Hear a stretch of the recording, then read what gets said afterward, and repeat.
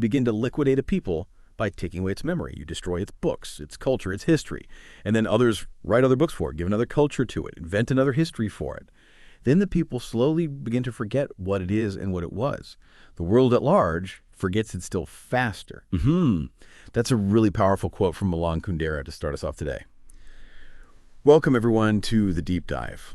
We're getting into something pretty fascinating today, and honestly, sometimes quite controversial. It's all about names, identity, and how we talk about a major nation on the world stage, specifically this whole India or Bharat versus South Asia thing, particularly how it plays out in the West. And, it might sound like just words, just semantics, but as we'll explore, it digs deep into history, identity, and even current geopolitics. So this is definitely a critical discussion. Maybe if you're keeping up with current affairs, perhaps prepping for exams like the UPSC, or really just if you want to understand how these global narratives get shaped. It's quite something, isn't it? How simple words, things that seem quite harmless, can actually hold centuries of history and, well, perception.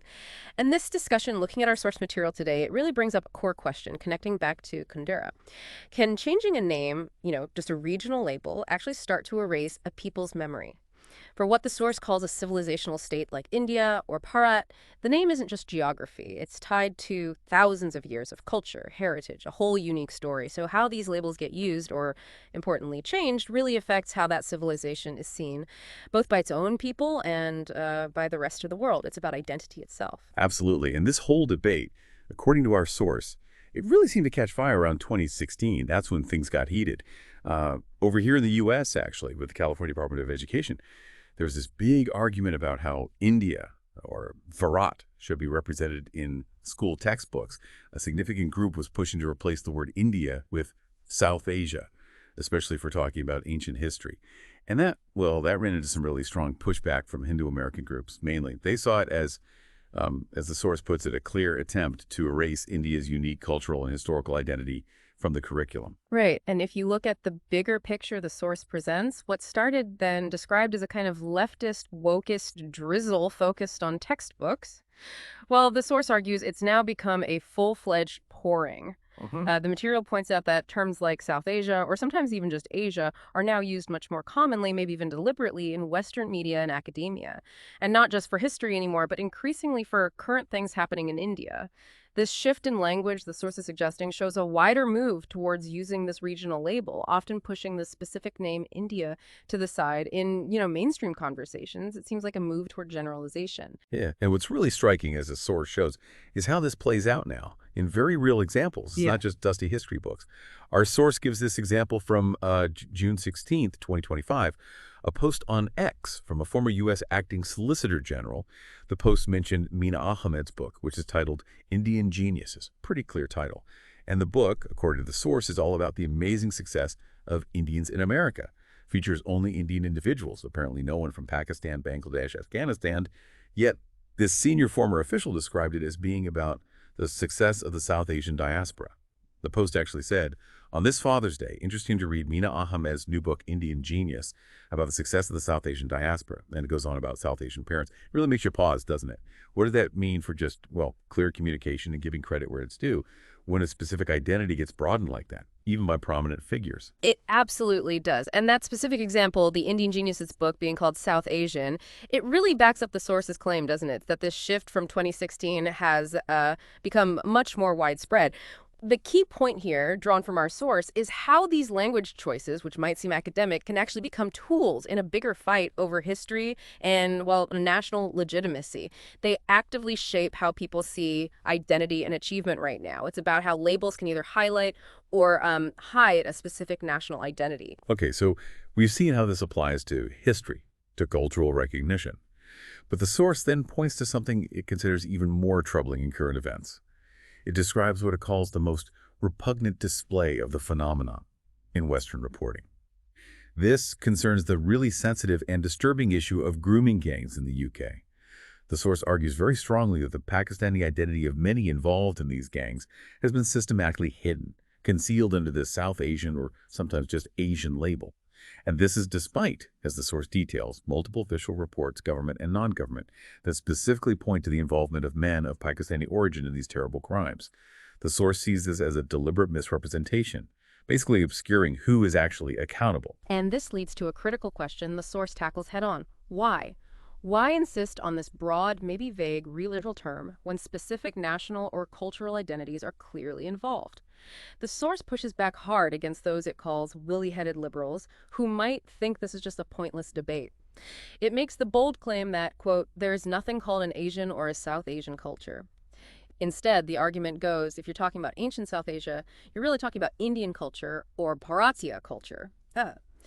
As an example, it brings up the Indus Valley Civilization, which, because of new archaeological finds near the dried-up Saraswati River, is increasingly being called the Indus-Saraswati Civilization.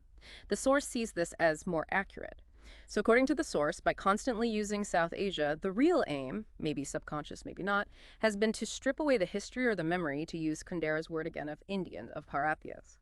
And this, the source warns, sets the stage for their liquidation, potentially sounding a death knell for a country with such a deep, rich history and civilization. Yeah, the core idea here is how fudging the language can actually be used in this view to erase a very distinct historical identity.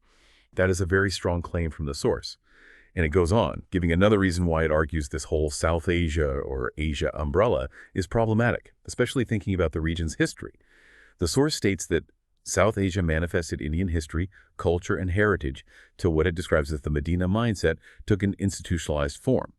This is linked to the 1947 partition of India, when Pakistan East and West was created.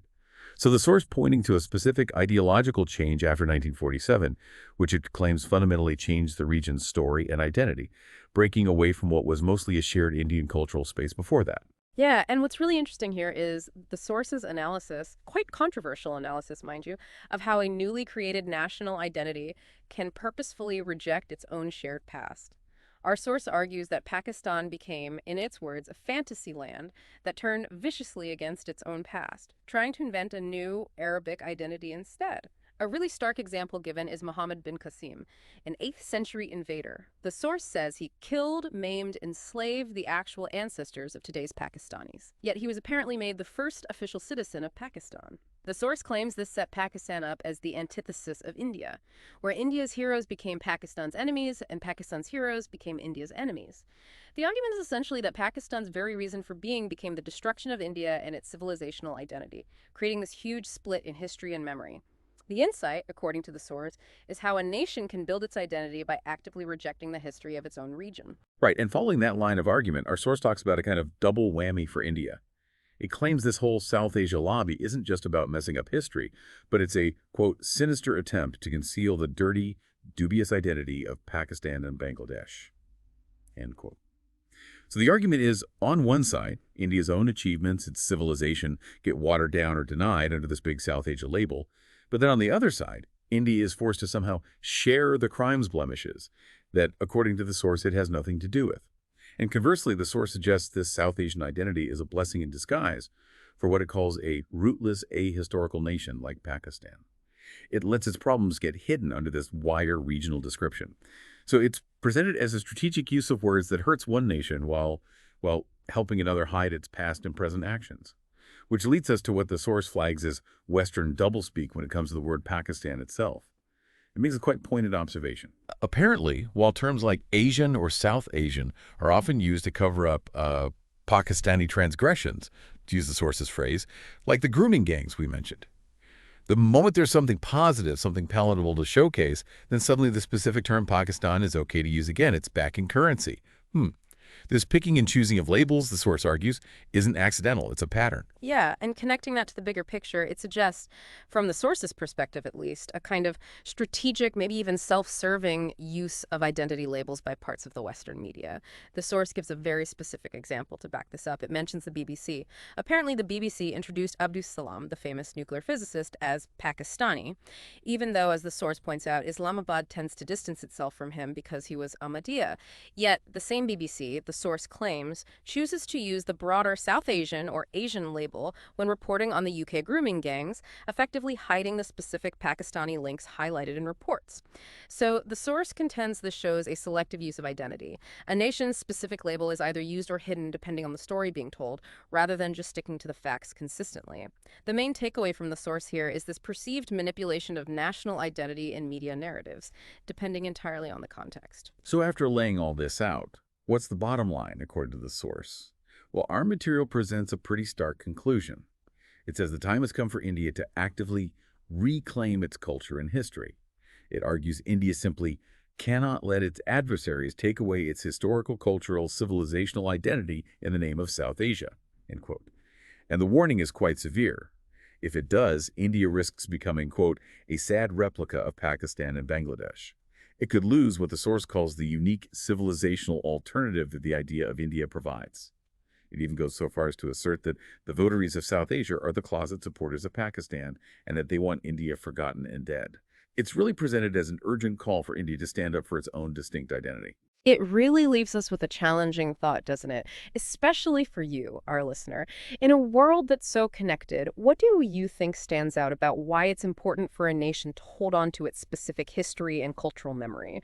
And how do these fights over words, these linguistic battles that our source describes in detail, how do they actually shape the way we all understand global stories, global narratives? Particularly thinking about the source's emphasis on India as this unique civilizational alternative that, in its view, needs protecting. It certainly makes you think about how history gets written and how labels really matter. Definitely a lot to think about there. We hope this deep dive has maybe given you some, well, surprising facts or new ways to look at a really important conversation, one that definitely shapes how we see the world and its identities. And, this is exactly the kind of in-depth look that can be super valuable for making sense of daily news, current events. Especially helpful if you're navigating complex topics for UPSC mains, or honestly, just for anyone with a curious mind wanting to stay informed. Please do let us know what you think. Any further questions or your own take on this, drop them in the comments below. And of course, don't forget to like and subscribe for more deep dives like this one. Your engagement really helps us keep these critical discussions going. Thanks for joining us.